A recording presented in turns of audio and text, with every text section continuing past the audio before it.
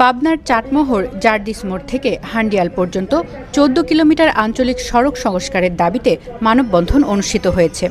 শনিবার আঞ্চলিক সড়কটির ৯টি পয়েন্টে এ মানববন্ধনের আয়োজন করে চেতনায় হান্ডিয়াল নামে একটি স্বেচ্ছাসেবী সংগঠন। মানববন্ধনে এলাকাবাসী, বিভিন্ন শ্রেণীপেশার মানুষ অংশগ্রহণ করেন। মানববন্ধনে বক্তারা বলেন, চাটমোহরের জার্দিস মোড় থেকে হান্ডিয়াল বাঘালবাড়ি পর্যন্ত রাস্তাটির দূরত্ব ১৪ কিলোমিটার, কিন্তু গত কয়েক বছর ধরে এই রাস্তাটি অসংখ্য খানাখন্দে বৃষ্টির পানিতে সীমাহীন দুর্ভোগ পোহাচ্ছেন ৩টি ইউনিয়নের লাখো মানুষ।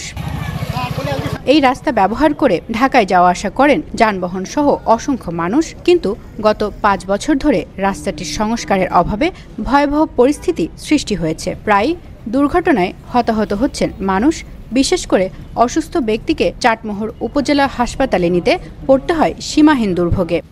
প্রায় দুর্ঘটনায় ক্ষতির শিকার হন যানবাহন চালকরা। এর আগে সংস্কার কাজ শুরু করলেও জুলাই-আগস্টের পর পালিয়ে যায় ঠিকাদাররা। আগামী ১ মাসের মধ্যে সংশ্লিষ্ট কর্তৃপক্ষের প্রতি রাস্তাটি সংস্কার করার দাবি জানিয়েছেন এলাকাবাসী। তা না হলে বৃহত্তর আন্দোলন গড়ে তোলার হুঁশিয়ারি দেন তারা।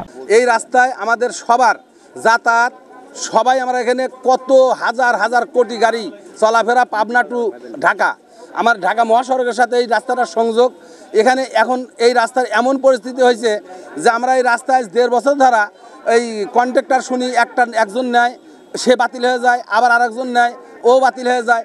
আসলে ঘটনাটা কি আমরা এখনো বুঝতেছি না। রাস্তার সমস্যা, বৃষ্টি কাদা, যাওয়া যায় না, রাস্তা দেবে যায়, গাড়ি দেবে যায়, আমরা খুব ভোগান্তিতে আছি।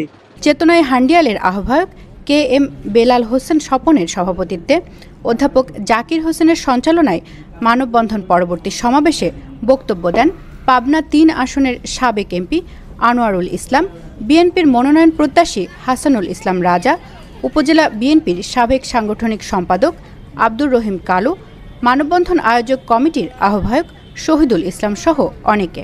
ন্যাশনাল ডেস্ক, সারা বাংলা।